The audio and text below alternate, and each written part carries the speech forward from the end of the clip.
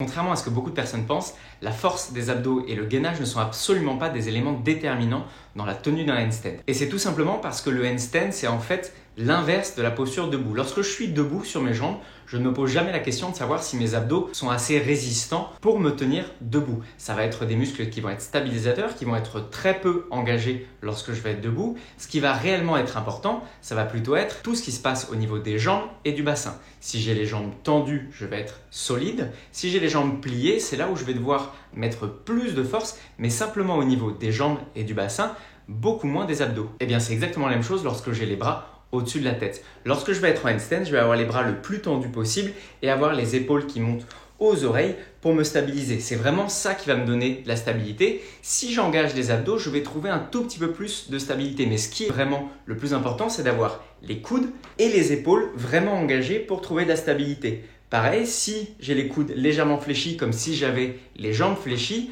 j'aurais besoin de me stabiliser beaucoup plus, j'aurais besoin d'utiliser beaucoup plus de force. Or, lorsque mon bras est tendu, lorsque mon coude est bloqué, lorsque l'épaule est à l'oreille, c'est là où j'ai le plus de stabilité puisque tous les muscles stabilisateurs de l'épaule et autour de l'épaule, notamment les trapèzes, vont être engagés. Au contraire, si je suis relâché ici, si j'ai l'épaule loin de l'oreille, tous les muscles vont être relâchés et ça va me donner beaucoup moins de stabilité. Donc en réalité, les muscles les plus importants pour tenir ton handstand sont tes épaules, tes trapèzes, toujours en faisant attention à relâcher la nuque parce que souvent l'écueil que beaucoup de personnes font, c'est ils lèvent les épaules ici et ils contractent la nuque, ce qui fait que c'est beaucoup moins confortable et que ça peut engendrer des douleurs ou des tensions.